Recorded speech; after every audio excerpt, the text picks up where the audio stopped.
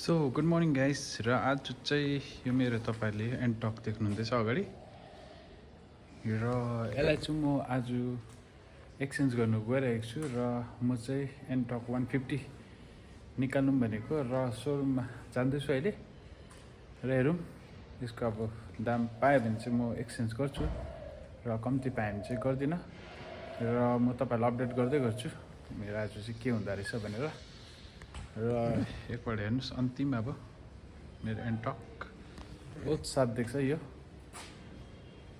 स्कुटीले मलाई है माया पनि लाग्दैछ तर के गर्नु है एक्सचेन्ज त गर्नैपर्छ अब यस्तो मेकानिकल चिज हो I mean to say machinery चिज हो अलिकति अब केहरू हुँदै जान्छ 3-4 वर्ष हुन आँटिसक्यो यो स्कुटी पनि र अब यसलाई चाहिँ एक्सचेन्ज गरेर म नयाँ किन्नु आज ट्राई गर्दैछु हेरौँ के हुँदो रहेछ र भिडियो हेर्दै गर्नु गाइस तपाईँले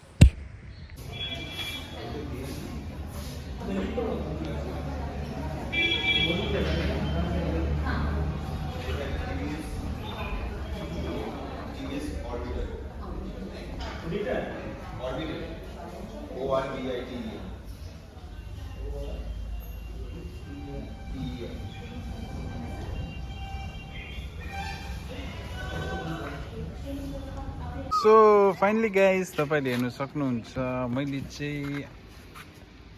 यो किने तपाईँको टर्बो ब्लूमा हो र मेरो छोराले पनि इन्जोय गरेर अहिले भर्खर एकछिन राइड गरेको थिएँ मैले हो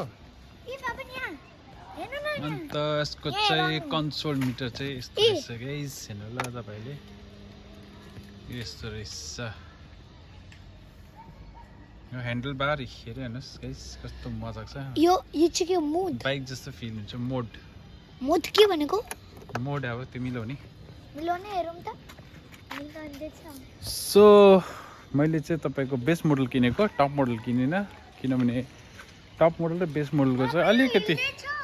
मिटर तपाईँको कन्सोल मिटर खालि फरक रहेछ त्यो भएर चाहिँ किनेन अरू सेम रहेछ हो त्यसले गर्दा मैले चाहिँ यो किनेँ गाइस पापा यो हिल्दैछ हो हिल्छ नि अलिअलि त अहिले त हिल्छ भन्छ अलिअलि हिन्दी टच छ यसको चाहिँ हो र भिडियो कस्तो लाग्यो तपाईँहरूलाई र म अब यसमा चाहिँ मजाको राइड जान्छु लङ राइड काश मेरो गोप्रो भाइ कस्तो मजा आउँथ्यो आज ठिकै छ एनिवेज र पनि म ट्राई गर्छु यसमै मोटो भ्लग गर्ने र भिडियो हेरिदिनुको लागि थ्याङ्क यू